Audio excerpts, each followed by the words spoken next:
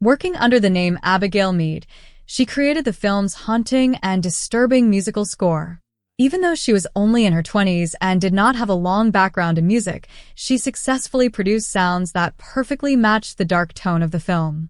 Her compositions blended unsettling electronic noises with military-style rhythms, increasing the psychological pressure throughout almost every scene. Her involvement went beyond music alone.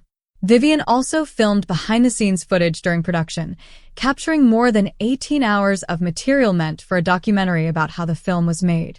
For reasons that remain unclear, this documentary was never released to the public. Her work on the soundtrack significantly intensified the film's impact.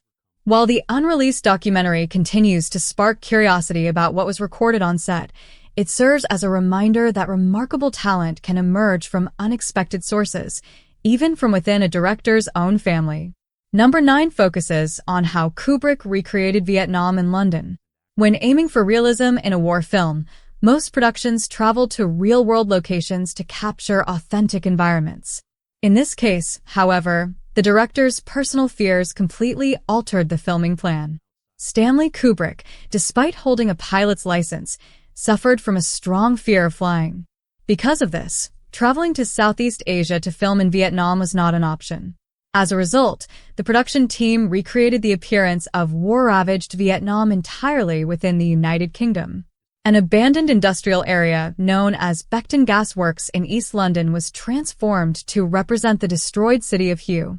To make the setting believable, more than 200 palm trees were shipped in from California, along with over 100,000 tropical plants imported from Hong Kong. The crew even detonated parts of the site to achieve a realistic sense of devastation. By turning a London location into a convincing Vietnamese battlefield, the production proved that creative solutions can overcome major limitations. Audiences worldwide believed they were watching scenes filmed in Vietnam, unaware that everything had been built thousands of miles away. Number 10 reveals that the sniper was portrayed by a French model. One of the film's most terrifying characters was not played by a trained actor, but by someone from a completely different profession. This unexpected casting choice added an unpredictable and raw quality to one of the movie's most intense moments. For the role of the Vietnamese sniper, the filmmakers chose Papone Suzu, a French model with no professional acting background. She did not fit the mold of a traditional Hollywood actress, but the director believed her lack of experience would result in a more natural and spontaneous performance. Known for pushing performers toward genuine emotion, he felt that casting someone outside the acting world would help achieve that goal. Despite her limited screen time, Papone Suzu delivered one of the film's most unforgettable performances. Her unrefined acting style gave the character an eerie realism that lingered with viewers long after the film ended. This decision highlights how unconventional choices can produce powerful results. By abandoning standard casting methods, the filmmakers created a scene that felt disturbingly authentic. Number 11 explains that the movie's title came from a gun catalog. While many iconic film titles are the result of long creative discussions, this one originated from an unexpected source. The idea did not come from script meetings or writing sessions, but from browsing a weapons catalog.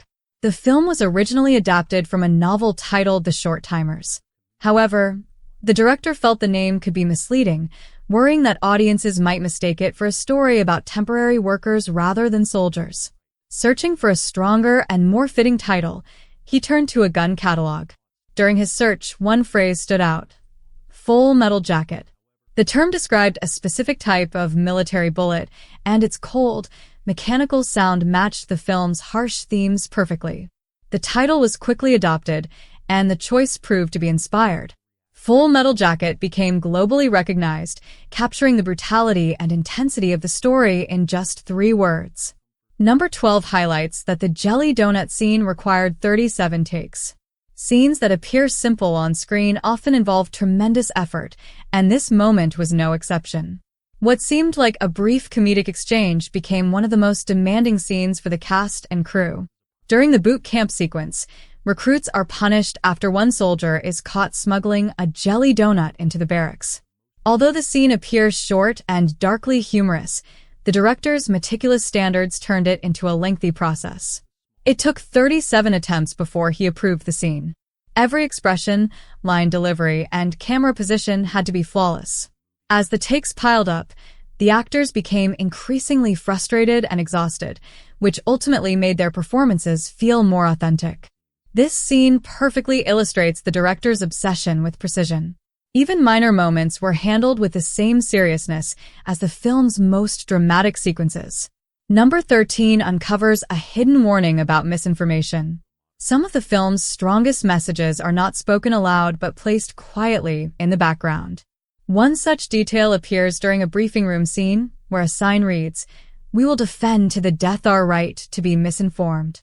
While it may initially seem like dark humor, the message carries a deeper meaning when viewed today. At the time, it served as satire aimed at propaganda and the confusion of war. Decades later, it feels like a disturbing prediction of the modern era of misinformation, social media, and false narratives. The quote has since been widely discussed by fans analyzing the film's deeper themes and the director's ability to hide commentary within visual details. This subtle moment reminds viewers that the film addressed not only the violence of war, but also the manipulation of truth, a subject that remains painfully relevant. Number 14 focuses on Private Pyle's secret ammunition hoarding.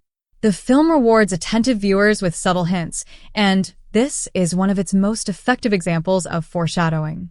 Throughout the boot camp scenes, Private Pyle is shown struggling under the pressure of training. While the narrative emphasizes his confrontations with a drill instructor, a quieter visual clue signals his eventual breakdown. In several scenes, Pyle can be seen secretly collecting live ammunition. These moments are easy to miss, but act as early warnings of his mental decline. By the time the critical bathroom scene occurs, the groundwork has already been carefully laid for observant viewers. This detail showcases masterful visual storytelling, proving that powerful narrative hints can be delivered without a single spoken word. Number 15 discusses the unreleased behind-the-scenes documentary. Many films are accompanied by documentaries that reveal the filmmaking process, but in this case, the behind-the-scenes footage became part of the mystery. During production, the director's daughter, Vivian Kubrick, recorded over 18 hours of footage, documenting rehearsals, on-set tension, and candid interactions among the cast and crew. The material was meant to offer a raw and honest look at the making of the intense war film. Despite being completed, the documentary was never released. No official reason has ever been given for its disappearance, adding to the film's mystique. Fans have long speculated that the footage may expose the emotional toll on the actors or reveal the director's demanding methods. Whatever the truth, the unseen documentary remains one of the most intriguing unanswered questions surrounding the film. Number 16 reveals how Modine's diary preserved untold stories. While official interviews and documentaries often present a filtered version of events, one actor provided a deeply personal account of life on set. Matthew Modine, who played one of the film's central roles, kept a diary throughout the entire production. Rather than simple notes, he recorded the emotional challenges, intense environment, and unpredictable working conditions. His writings offer a rare and honest perspective on the filmmaking process. Years later, his diary continues to serve as one of the few unfiltered records of what truly happened during the creation of the film.